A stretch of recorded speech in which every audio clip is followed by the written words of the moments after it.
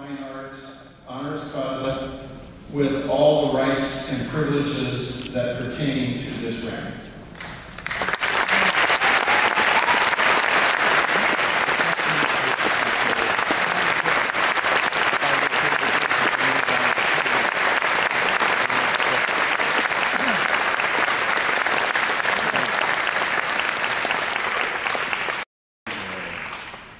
Now I'd like the audience to please join me in congratulating Dr.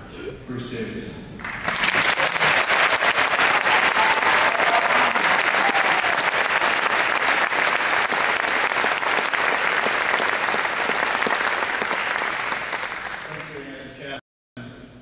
For assistance in conferring the honorary degree. And it's now my pleasure to invite Dr. Davidson to speak to us.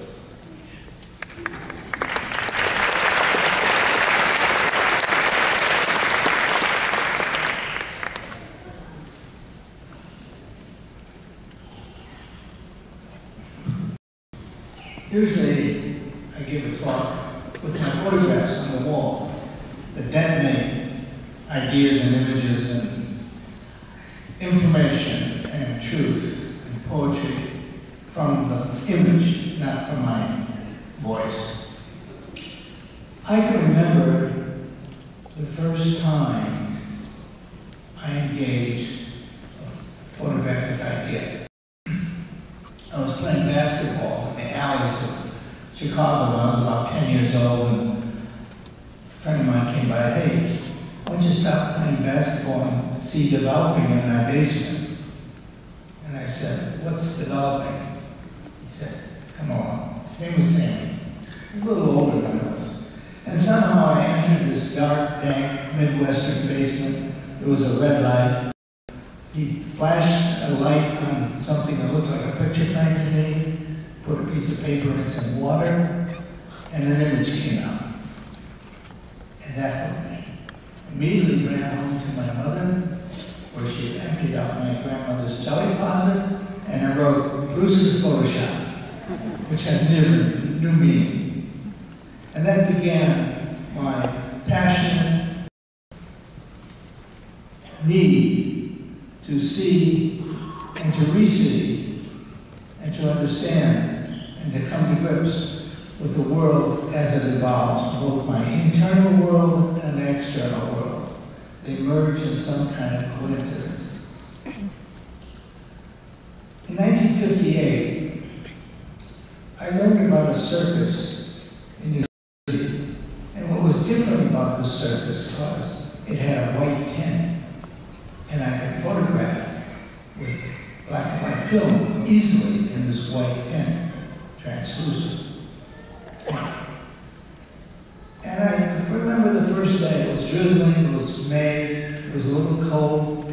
I took a bus to where the circus was. There, outside the tent, was a little man, actually a dwarf. He was smoking a cigarette, waiting to go back into the tent and perform. He had a derby on and a little tuxedo, sort of a Charlie Chaplin character. I walked up to him. I didn't want him to clown.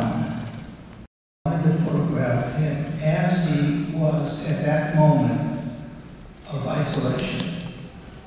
And he allowed me to photograph him.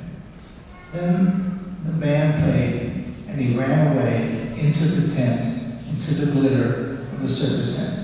I stayed with Jimmy Armstrong, the dwarf, for several months, photographing him.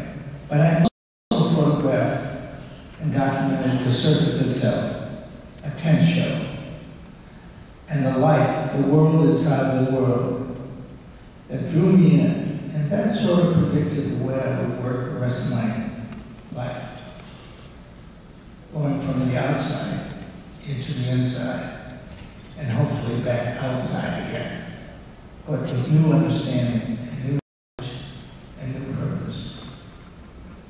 You are on a wonderful voyage of self-discovery. I see in your faces hope. I've seen your photographs and your artwork at the Corcoran. My wife and I toured it this morning. Extraordinary understanding, challenge, poetry, reality, challenges your sensibility to even see and understand an image. I became very inspired. I can't wait to finish a project I'm working in now in the foothills of Los Angeles, which are absolutely wild. At night, midnight, I stand up on these foothills, and there's a sign that says, beware of coyotes, rattlesnakes, and an occasional mountain lion. And they're not kidding, but that's what photography is all about. Thank you.